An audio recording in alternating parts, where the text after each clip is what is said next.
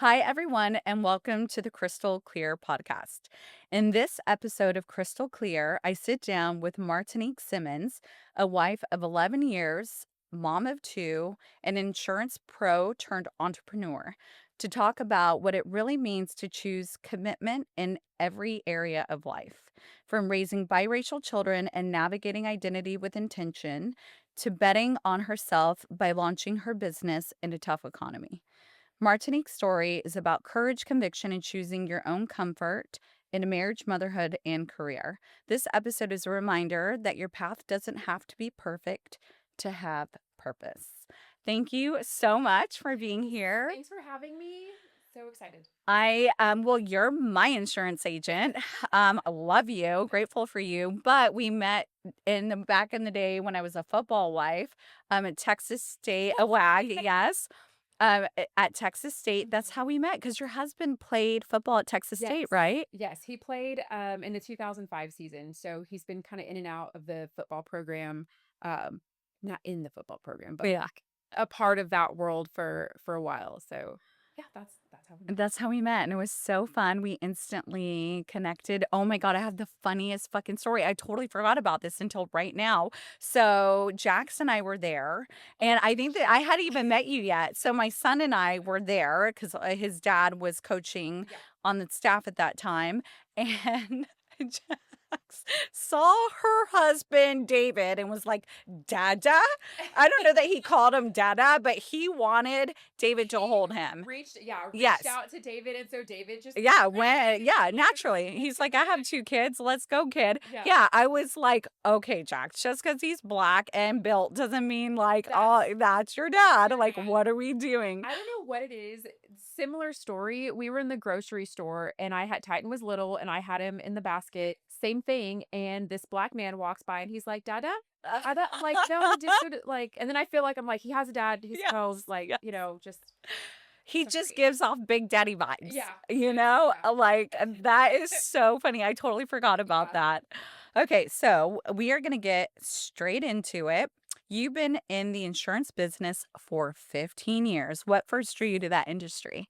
So insurance is one of those industries where no one really kind of sets out and says, I want to be an insurance agent when I grow up. Yeah. Like nobody says that. It's kind of one of those things where I want to say accidentally fall into. Um, I had a job. I was working at a school for autistic kids and kids with traumatic brain injuries. I was kind of at the end of where it was going to go. And so it's run its course. I was looking for something new. One of my buddies from high school posted that the insurance company he was working for was hiring for a customer service rep. And I was like, nah, sure. Why not? Something different. Yeah.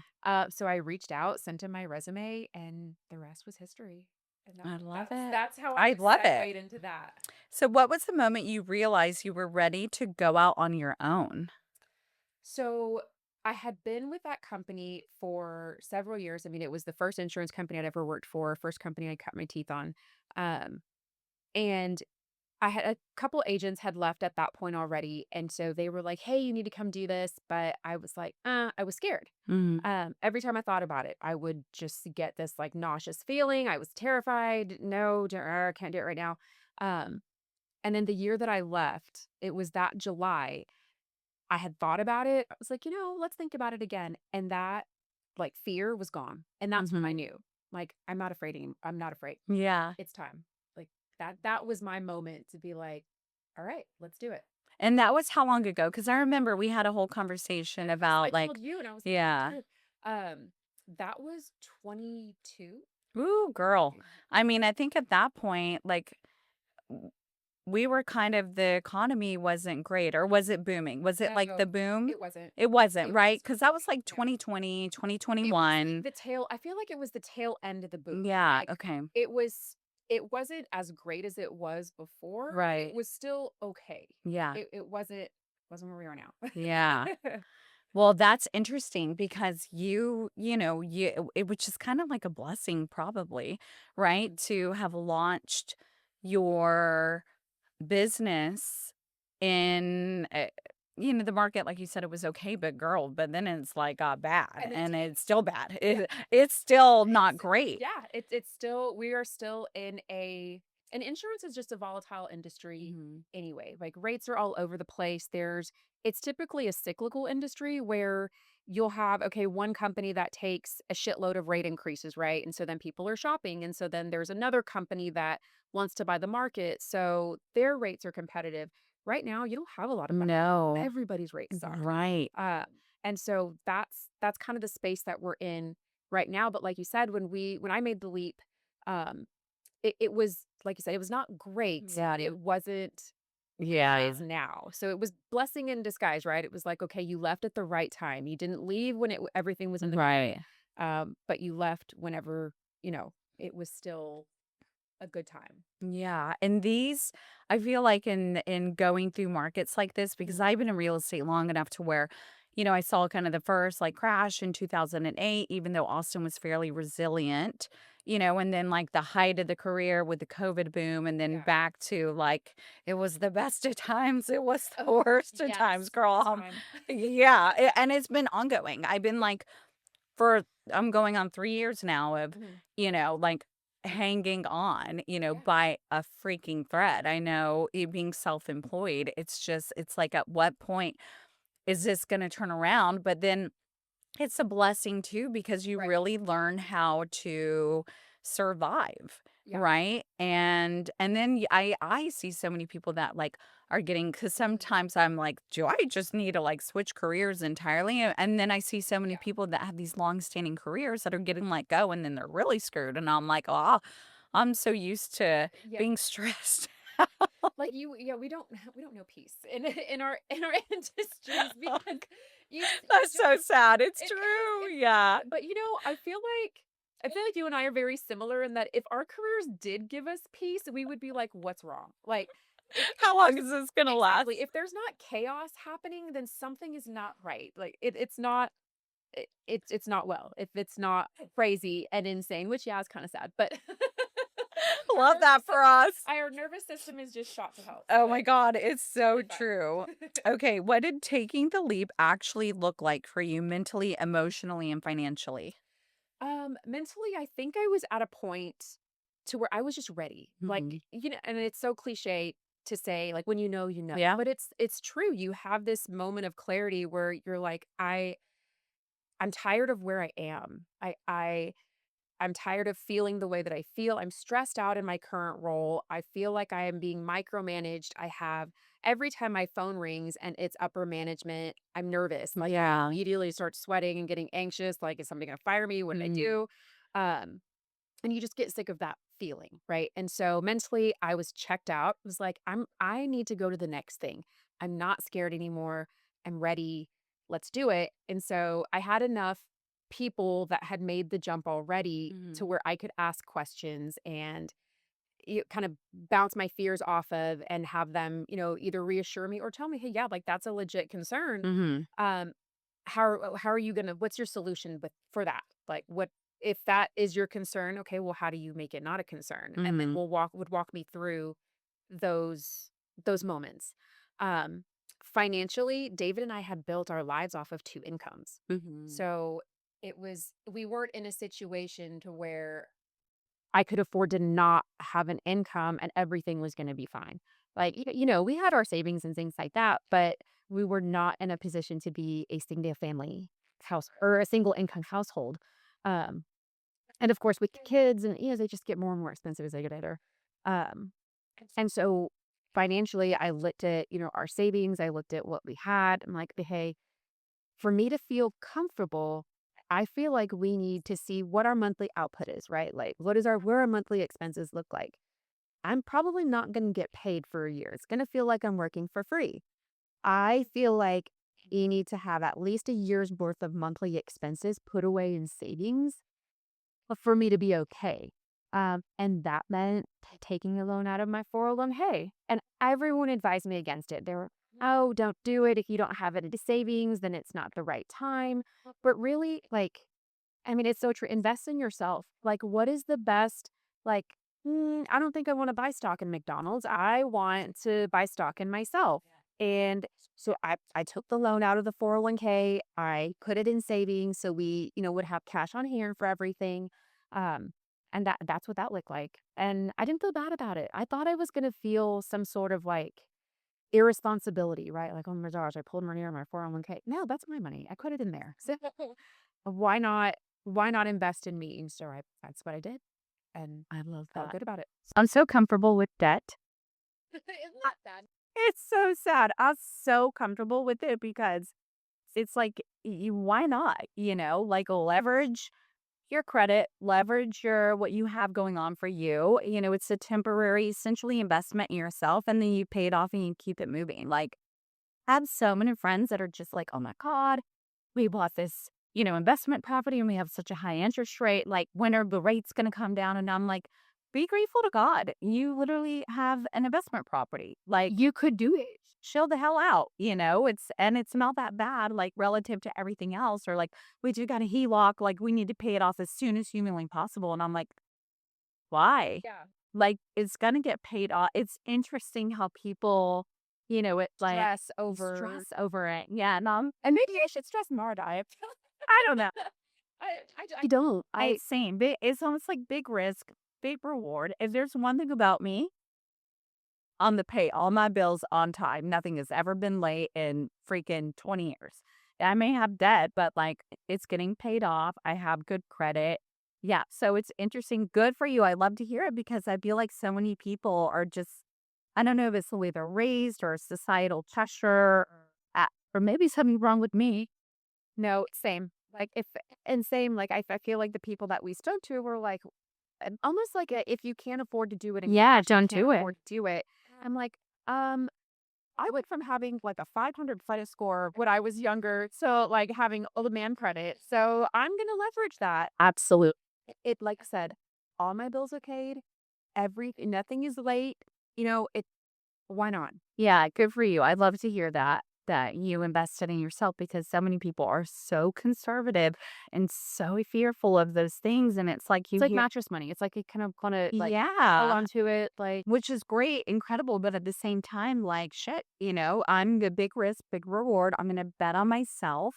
I'm going to like, do this. And the fact that you even are in a position to do that also speaks volumes too, to like pull out of your 401k and make a big money move that can really set you guys up for the future. So I love hearing that.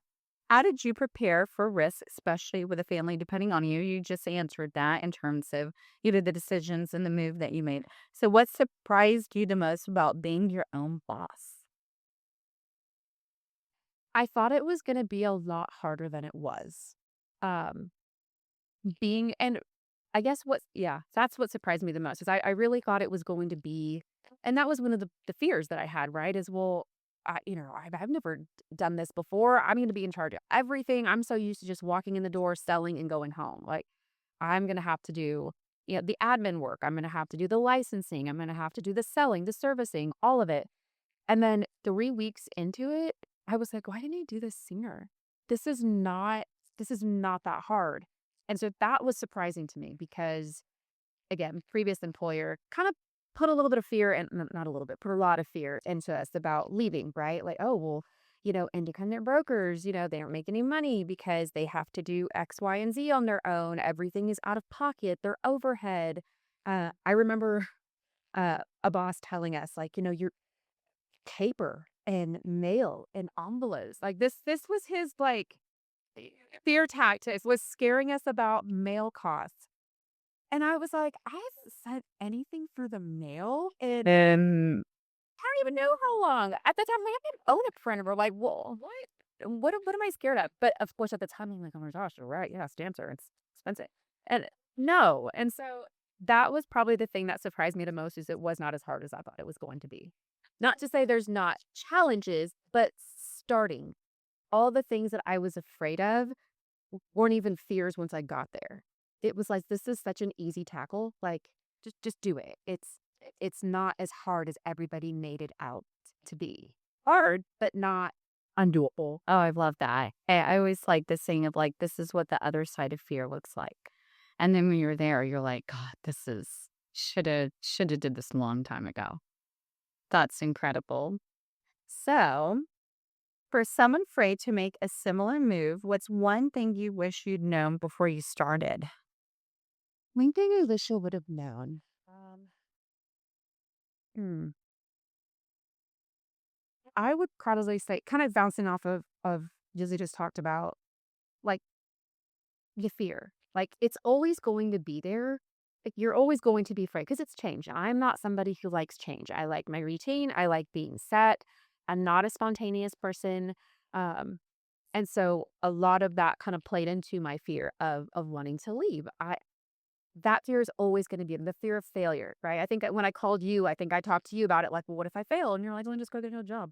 Like, Yeah, you have a great resume. You'll and be I think of just that. fine. Like, Yeah. and I think of that. Oh, I'll just get a job. Um, but yeah, that fear of failure is always going to be there. But that fear of failure is also what motivates you and what drives you. It's like I can't fail. I don't have a safety net. Like, yeah, I have David, but there is nobody. There's nobody to catch me if I fall. I have to dig myself out of it. So I would say I wish somebody would have said, "Hey, you're always going to be afraid. There's always going to be a level of fear, whether it's small, big, whatnot. It's always going to be there. So stop worrying about it and just do it."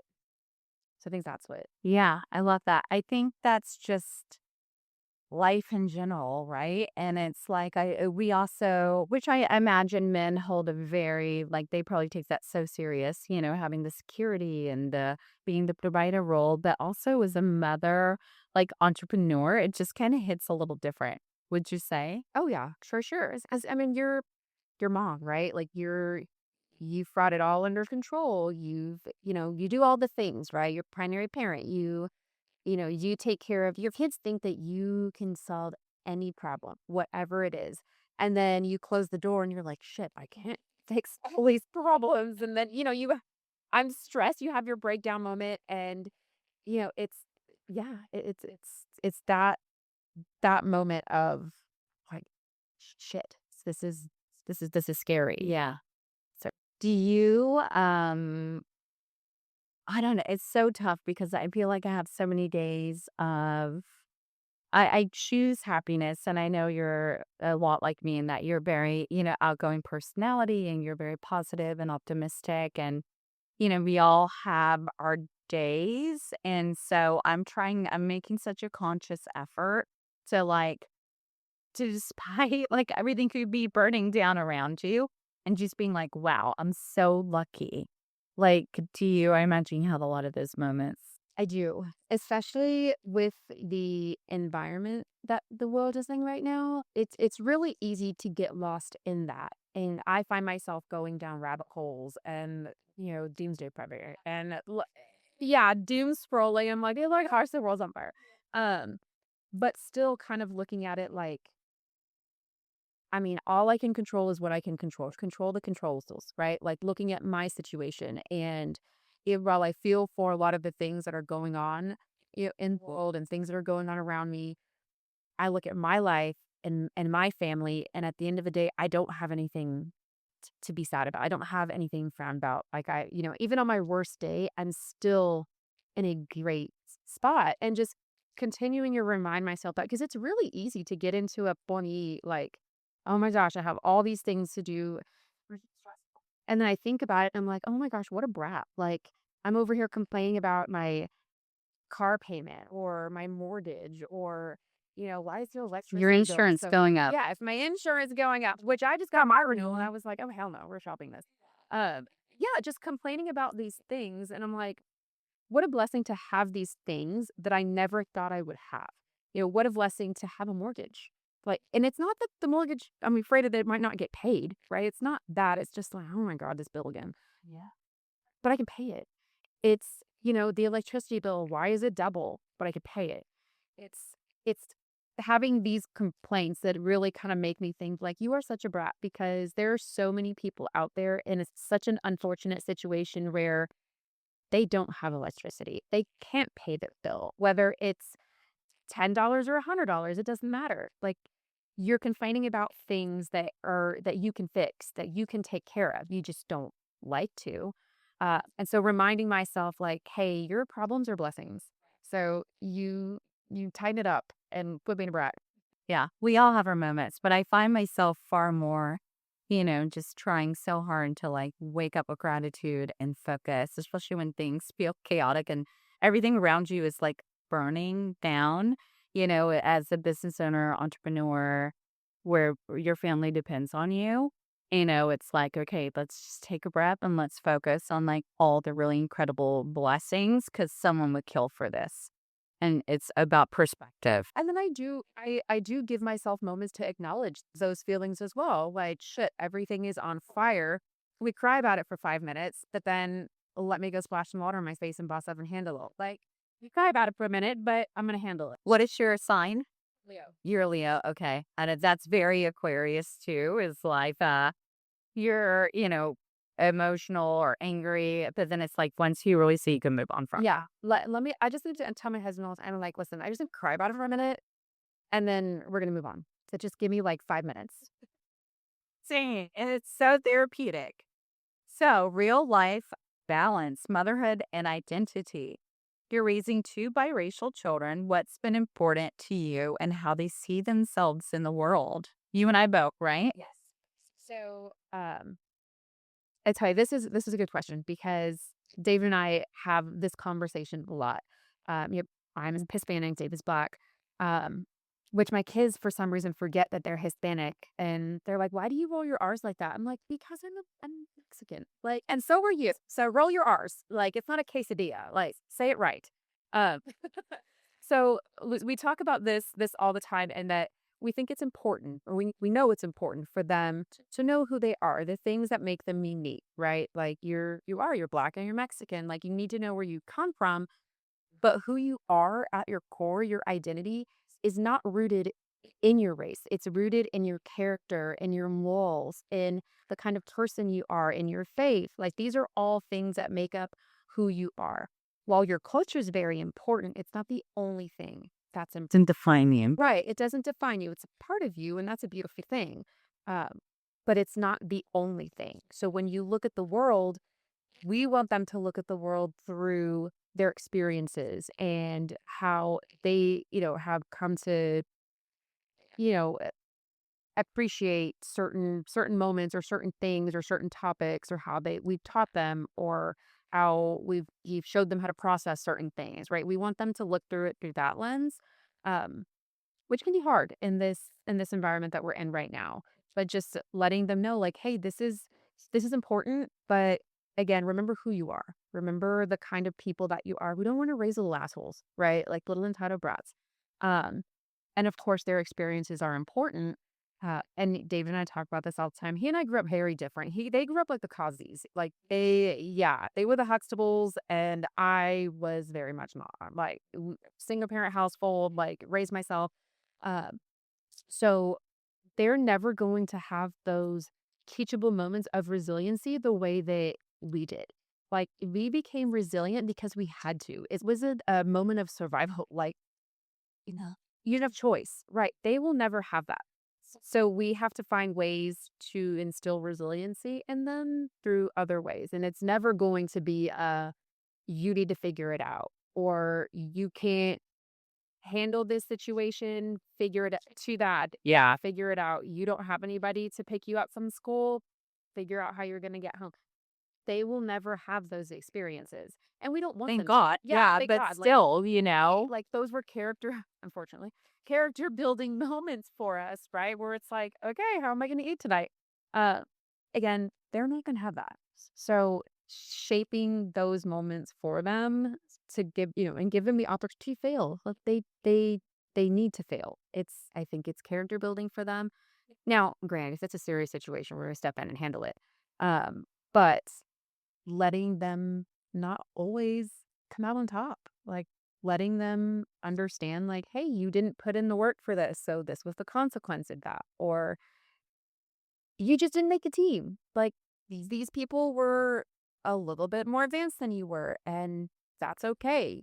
Work harder, rather than be the parents that, call the coach, or do something like that. So those moments and building who they are is what's important. yeah, that's incredible. Do you find that your children, did they either one identify more black or Hispanic?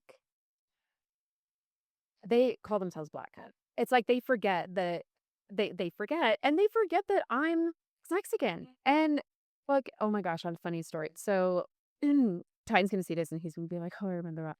So, for a moment, he was, I won't say fixated on skin color, but a little bit, right? He came home from school. I think he was in like kindergarten, maybe first grade. Um, but he came home and he was like, "Dad is black." I'm like, "Yes, dad is black." And he was like, "And I'm like dark brown." I'm like, "Mm-hmm." And he's like, "And Sissy, she's like tan." And it was like, "Yeah, yeah, she's tan." Like literally we're going for colors, right? And I was like, "Okay, well, what about me?" And he looks at me and he goes, "Mm, you're beige." His ass called me beige. I have never been so offended in my life. Like beige. Beige? And at first, where did you even hear that color? Yeah, how do you know, Second, Gage? beige? Really? And he was like, "Yeah, because look at you." It's like, okay, well, and I'm light complected. And I was like, Titan, that's not nice. And he was like, "What?" Like, he didn't say it to be mean. It was just, it was funny because they all look at me and I'm like, "Look, we all can't be blessed with melanin. Sorry." Like, I try. I spray Yeah, tan. I'm a beautiful melanin. I'm like, I do my best. Like, I'm sorry, guys. But it was really funny because he was just like, And you're beige. So Jackson, I had a similar. I asked Jax, like, what are you? And he's always like, Daddy says I'm a strong black man. And I'm like, well, all right, son. So he totally identifies as black. And I'm like, bruh, you're like a Mexicana también, and I'm Greek. I'm half Greek, half Mexican. He knows not of. So I'm like, I'll focus on there will come a day and a time, for the Greek, but, like, you're at least Mexican. Like, you're around Grammy all the time and that side of the family. He's very much 50-50 around his black side of the family, my side of the family, but yet he totally identifies as black, which, okay, love that for you, but, like, let's not forget. don't forget. Yeah, but he was like, Mommy's peach." And I was like, "Peach?" And he was like, "Yeah, you're peach, mommy." And then I said, "Well, what color are you?" He's a way lighter than my ass. He's like black. And I was like, "Okay." And I said, "Well, what's Nicky Boo?" Nick, my boyfriend. He said orange. Oh god. And I was like, "Um, this is some black, sweetheart." And he was like, "What? Didn't know that. They're so Isn't that funny. Like, funny?" again, how like their little lenses and Yeah. how they see things. And we are around, so all my family is in Kyle, right? We're in Driftwood. Yeah. So I mean, when I say of everybody, like nobody moved away. David's dad and his brother are in Houston and they're a small family. So we are around my family way more than we are around David's family. But it's like I tell them they're Mexican and they're like, huh? I'm like, The rice, the beans, I'm the like, carne dude, asada. favorite your favorite tacos are bean and cheese. Like what, like we always have beans, we always have Yeah. like Yeah, we're where a Mexican do house. you think this came That is from? hilarious. They're That's so funny. yeah, that's shocks too. So Mole is Ellie's favorite food. I'm like, "Ugh." that is so interesting, and I also find that Jax totally gravitates towards freaking black kids.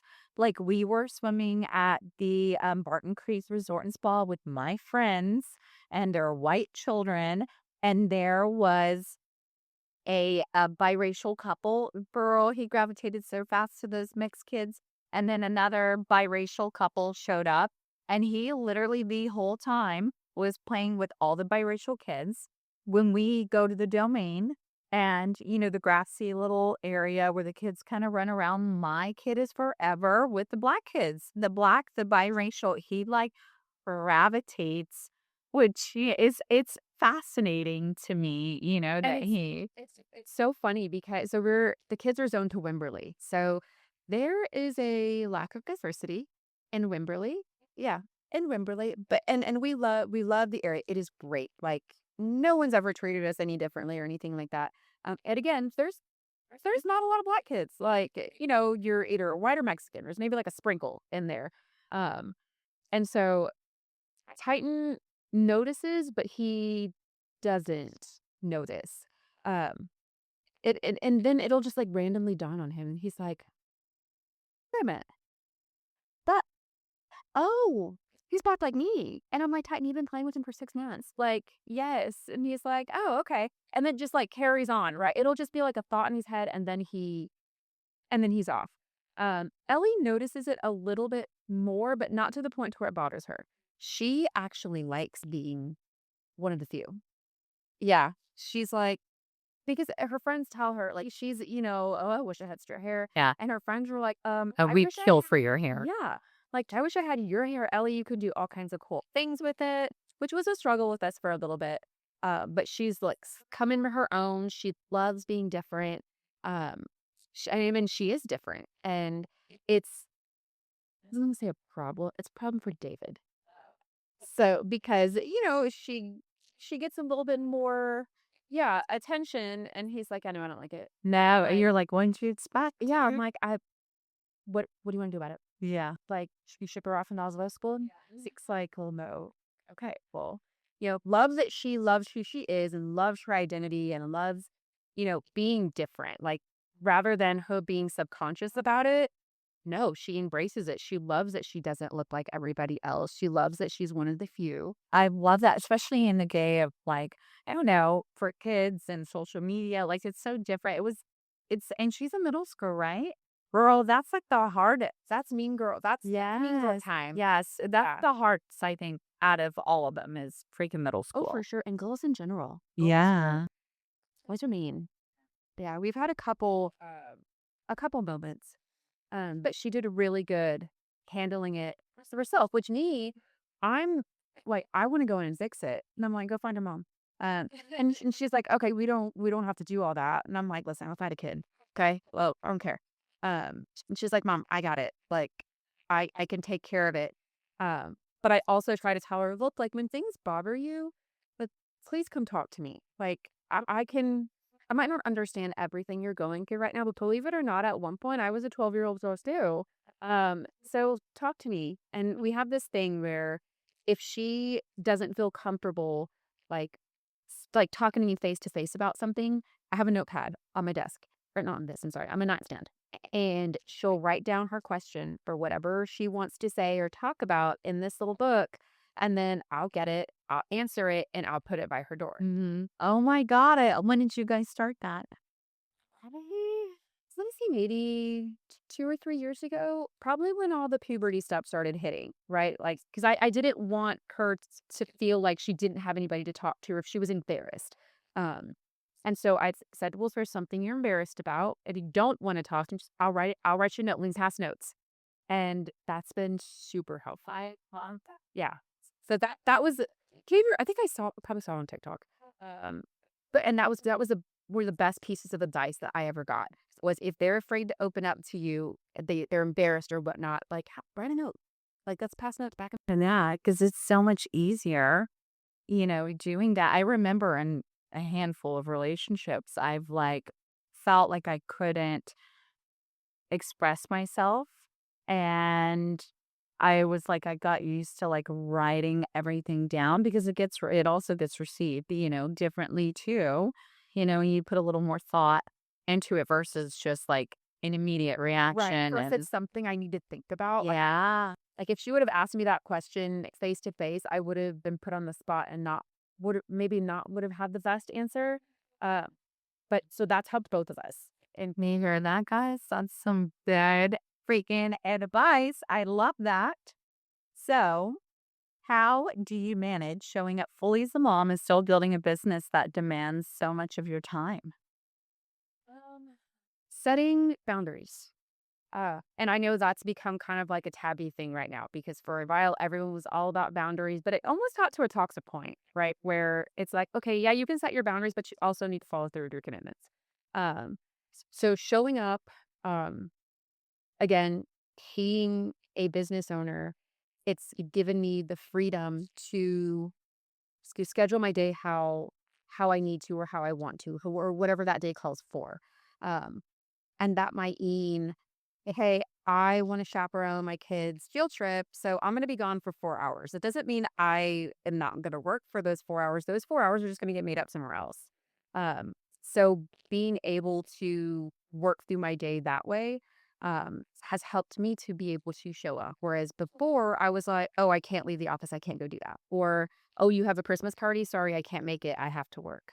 Um, or practices, games, picking them up, or can you come have lunch with me? I I regret the amount of times I said no because I I'm looking, and when really, like, go have lunch with your kid. Like, there's gonna be a day where they're not gonna ask you to have lunch with them anymore, or you're not gonna be able to, because they're gonna be older, and you don't do that in junior high. So I do have regrets in that I wish I would have. Do you feel like that's because you weren't self-employed? Are you finding far more freedom now that you're Oh, 100%. yeah, Yeah, right. That's far such a beauty yeah, of far more freedom, and that's what being self-employed has allowed me to do. It's allowed me to show up more and to be better and show up for myself. If I wanna go to the gym at noon because I like to, I want to, I need to, I can. And me being able to show up for myself makes me better for them. I'm a better mom, I'm a better wife, I'm a better friend. I'm just a better person if I can prioritize myself a little bit as well. Um, and I didn't feel like I had the ability to do that before. I feel okay, so what do you let's talk about this because I feel like that it's so easy for us to say that, because we like make our own schedule and we can, I drop off Jats and I'll go to a Pilates class.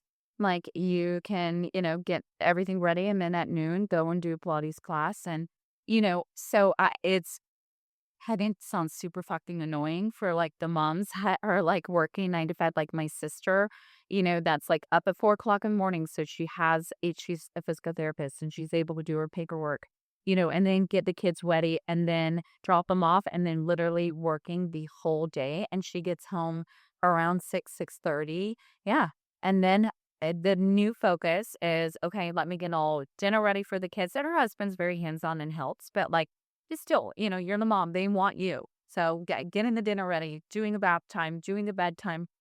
Like, where the fuck can she fit herself in to and then she probably still has a little more paperwork that she has to do or wants to chill the hell out and like watch a show or, zone out, and it's tough because, and just my girlfriend, I had Amanda on and we talked about this in terms of we talked about it like if you wanted to, you would.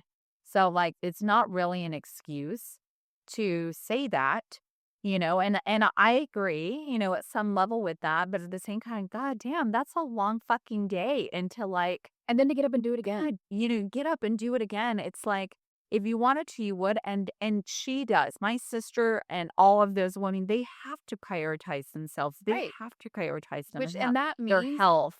you pull one lever, something else is gonna move.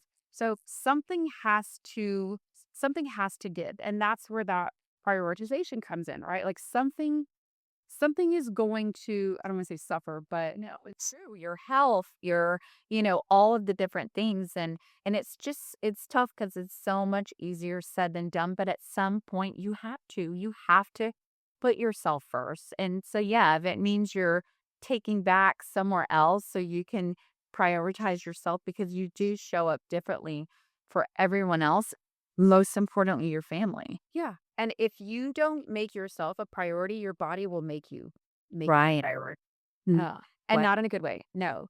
Um, and so I think that is so important. And I know something is going to just to suffer, right? I know, okay, I'm gonna go do this, but I know that okay, I'm gonna take an hour and a half to go do this, but I know after the kids go to bed, I'm gonna need to get back on my computer for an hour and a half. So again, I just move my day around, but I'm going to get that time in, whether it's in the morning, no matter what time it is, I'm going to take that time, and I know I'm going to have to adjust my schedule elsewhere, or I'm not going to get to do something, but and that's okay. Like I've become okay with not not being able to do everything, whether it's and it'll be something simple like okay, I need to go to the grocery store, and it sounds again like when I think about like somebody who works a 9 to 5, right? And it's like, I'm gonna get to go to the gym.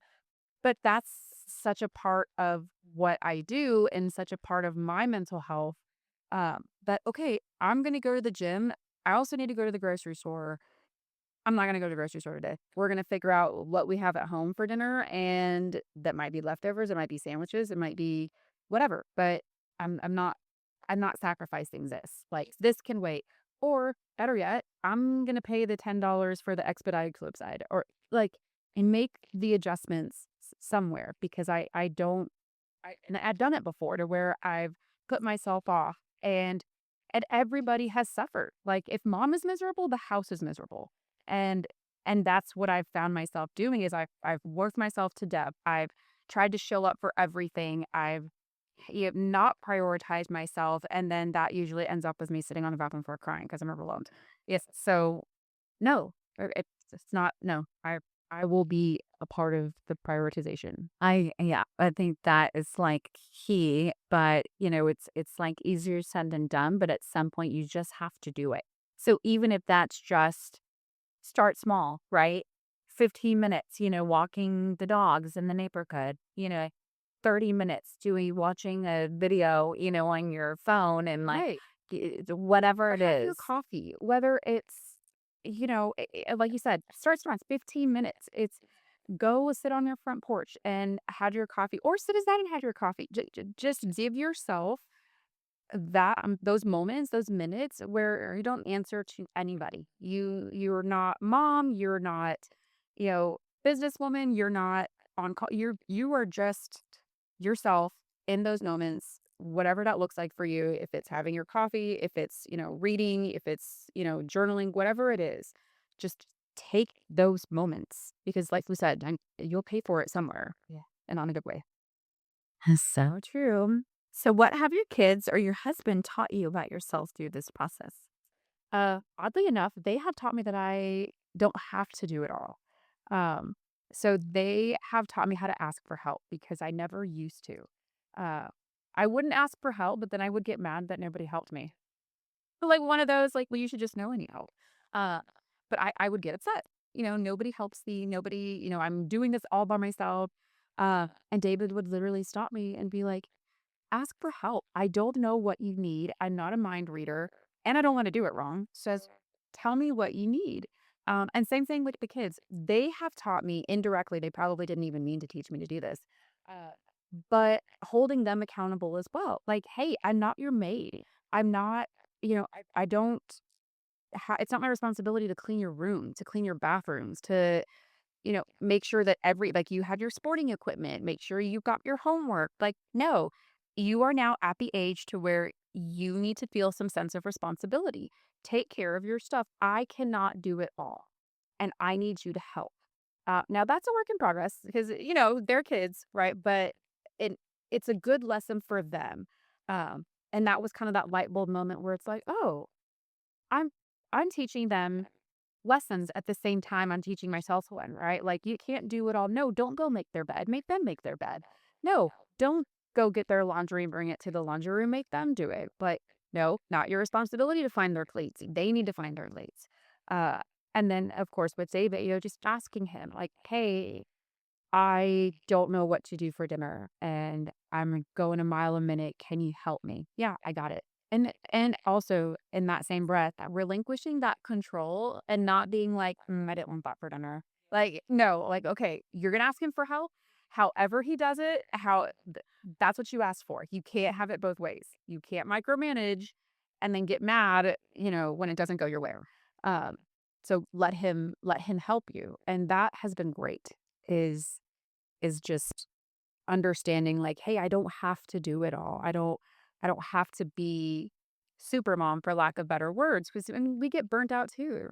Uh and that's been a great lesson that they've taught me is no, they're very capable and able-bodied. They can help me too and they want to help me at the end of the day. Like they do. Cuz even the kids, they'll come back and be like, "Mom, come look at my room. It's so clean." Yeah, They're proud of what they did. right. Mom, You're helping them build independence and confidence. yes, like, "Look, I lined up all my shoes. Look, I did this." And so they're taking pride in their things. And so that's been great to I see. love that. So, growth and perspective. How has this chapter changed how you define success? So, and I keep reverting back to my previous role, but it's the one that taught me the most lessons. Before, success for me was defined by the awards I won. You know, the sales awards, the recognition trips I won, how much money I made, you know, how many policies I sold in a week. Like that was my definition of success. Now, I mean, of course, I want to make money just like anybody else, right? But now the way I define success is my freedom of time and to choose and to have the ability to work my business the way that I want to. Um, and if I feel like I'm going to work a half day today, I work a half day. Like if when the kids ask me like, "Hey, can you pick us up from school today?" Yeah, I can pick you up from school.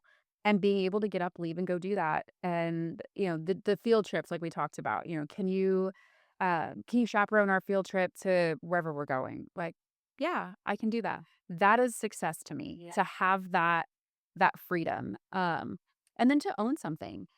I like this is mine. Again, previous employer, like you were a W-2. You worked and you went home and you had nothing to show for it at the end of the day except the plaques on the walls and your paycheck.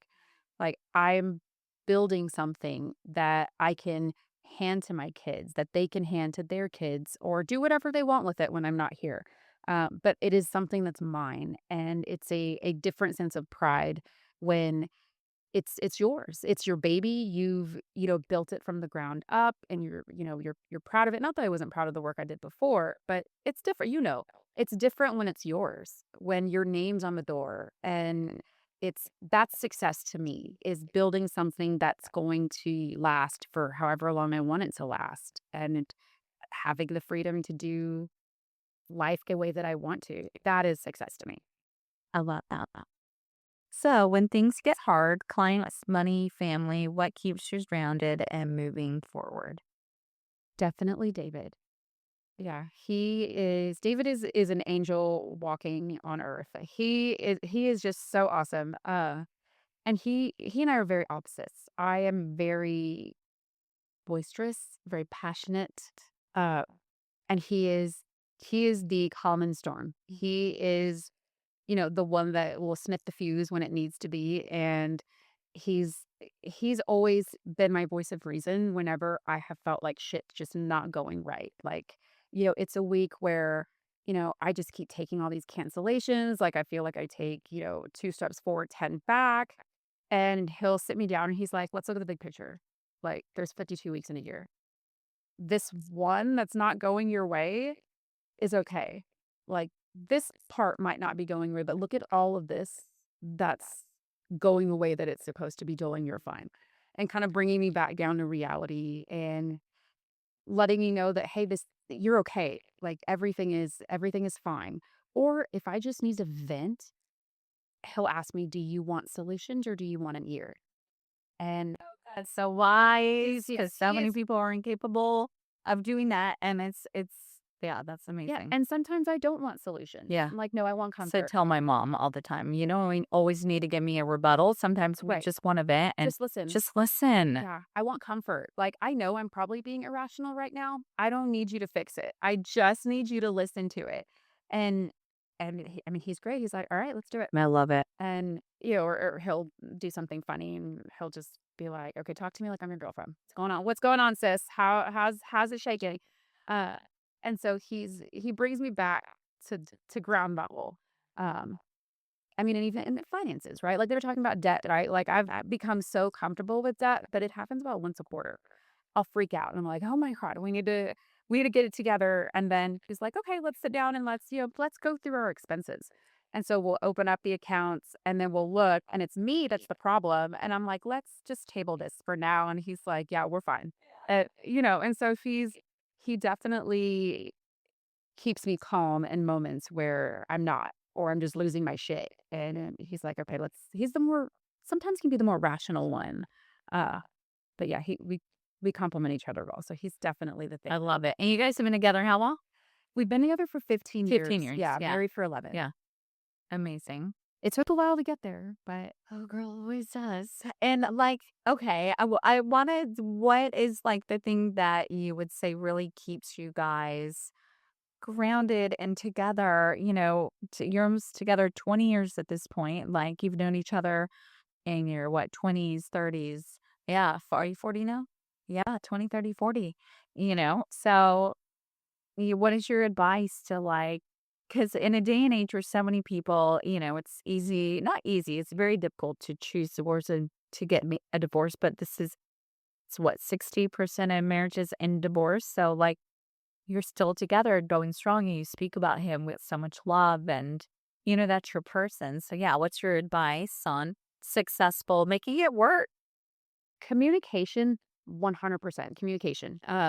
That has been big with us since we started dating is, hey, be straight up with me. I don't care about what happened before me as I shouldn't. Like that would be ridiculous of me. Like I don't care what happened, but if I have questions, I would like an answer and I would like the truth. I'm not going to get upset. I just tell me the truth. And that's kind of what we built our foundation on is open and honest communication. And the communication part, I mean, took years. Like it took a long time for us to get in a place where we could communicate. If he pisses me off, like I will tell him. If I piss him off, he will tell me. Whereas before it was, are you all right? Yeah, I'm fine. When everything's not fine.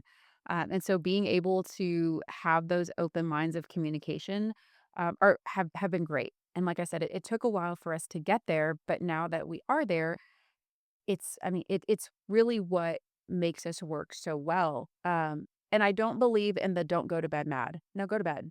Like You need it. you need to go to bed. Like, and maybe that doesn't work for a lot of people, but for us it does. Like I don't want to talk to you. Like I'm pissed off. Like leave me the fuck alone. Yeah. Like let me go to sleep. And 9 times out of 10 when that happens, I wake up and realize I was being ridiculous and I roll over and I'm like, "I'm really sorry. Sorry for being a bitch." Um and that's it and we'll laugh about it. And so I am a firm believer in if you need to go to bed, go to bed. Yeah. Um, this is an adult show, right? Yeah, yeah. Yes, yeah, I'm like, okay, the absolutely. kids aren't watching this, right? No, Okay. girl. Sex. Whoever says that that is not important is a damn liar because intimacy is so important. It is important. It is a huge part of our marriage.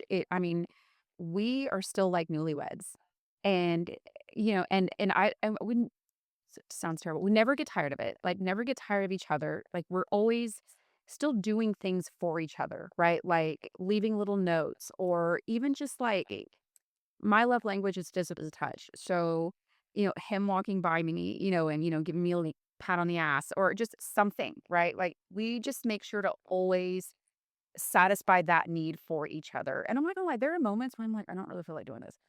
But I'm like, you know what?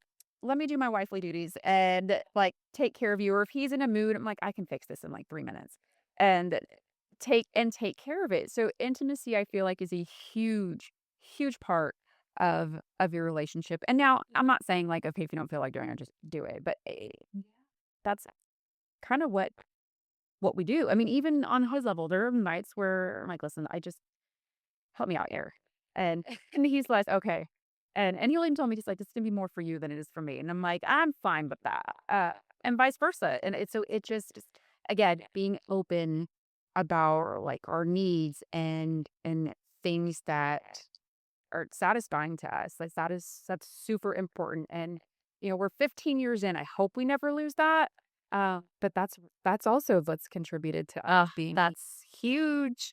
It's so important. Like, it's almost like one of the quickest ways to tell a relationship is dead in the water is when the intimacy is lost.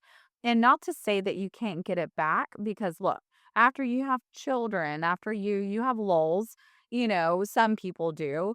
And yeah, that's normal, but you should be able to come back to that. And even if you're like in a funk, and it's like, okay, because I remember, in my first marriage, it would be like, okay, we need to have sex every single day. And then it went to, we need to have sex every other day, to we need to have sex twice a week, to we need to have sex at least once a week, to we need to have sex at least once every other week.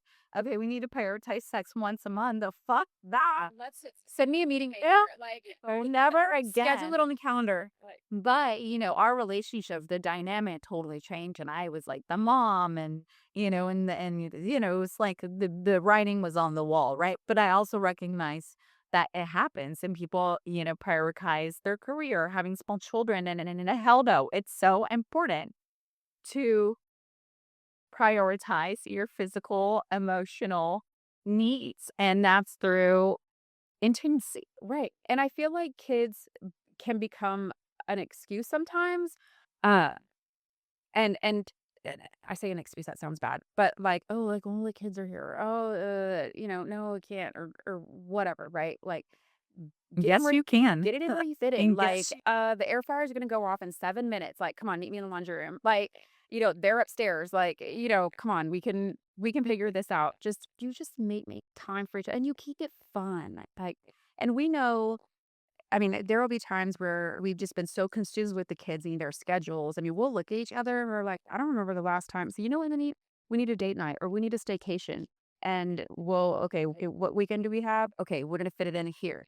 And we'll go rent a hotel room in Austin. You do dinner. We'll, kind of play around the city and then have our fun. And I feel like that's so important. I put our marriage before I put our kids. Like, that comes first. yeah. Like, God, David, the kids. We've got our foundation. I mean, you can't build a house on a broken foundation.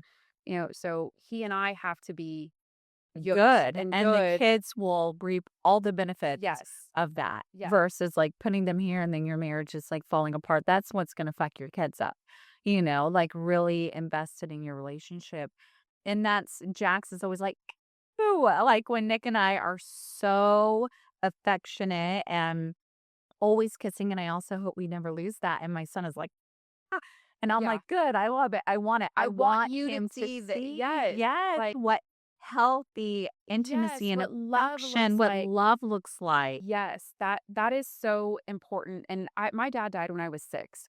So, I had piss poor examples of what a relationship is supposed to look like, how a man is supposed to love a woman, and it shapes how you look at love and relationships, and I mean, not in a good way. Yeah. Um and so I tell David all the time, like, how she sees you treat me is what she's going to look for. Like, that's gonna become normal to her. Like, well, my dad used to treat my mom like this. That's how a man is supposed to treat a Right. woman. And so he is affectionate with me, right? Like, he'll hug me, he'll kiss me, we'll, play around together, like poke fun at each other. Like, we have a great relationship in front of the kids, and like I said, they see it. Titan's always like, "Stop the romance." I'm like, "Oh my gosh." Stop, that's hilarious. Yeah, and so but they see it, Yeah, I right? love And, it. David makes sure that he opens doors for me and Ellie, and, when Titan's with us, like, David says, "Hey, you need to go open the door." So, teaching him chivalry and modeling that behavior of, "Okay, what is this supposed to look like?" So that way he grows up knowing, "Okay, this is what you're supposed to do. This is normal. Like, chivalry is not dead. Like, you're supposed to open doors. You're supposed to be kind. You're supposed to be a gentleman." Uh, and so I mean, that's I love that. yeah, that's where we're at. I love it. So, what's one thing you're most proud of right now? One thing I'm most proud of, I would say that my kids see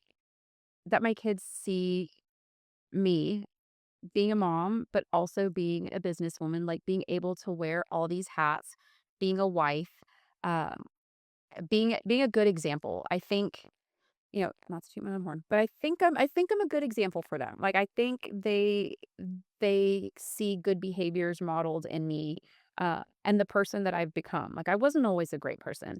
Um, just like anybody else, I've made mistakes, but the person that I was, 20 years ago obviously is not the person that I am today.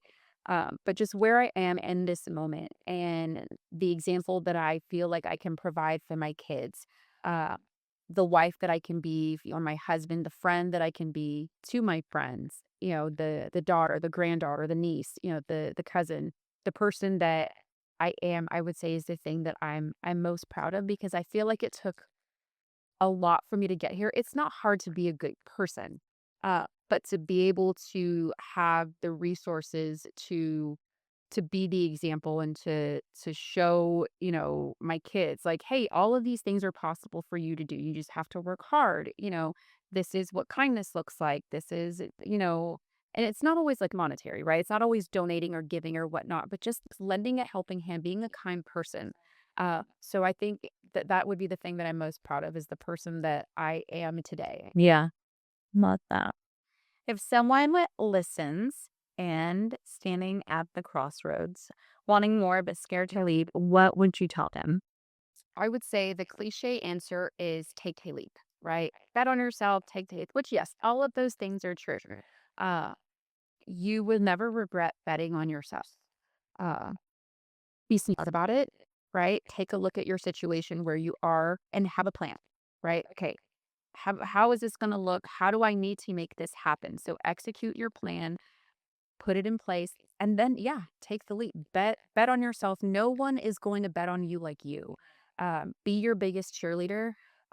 You'll have people in your corner, but ultimately make yourself proud. Like that's what you want. You want to have something to prove to yourself. You can do it. So I would say, yeah, make your plan, figure it out, and then just do it. That you'll never regret trying because time's going to go by no matter what. Um, the next 5 or 10 years are gonna pass us. Now, do you wanna be 5 or 10 years from now wondering what it would have been like if you would have taken a bet on yourself?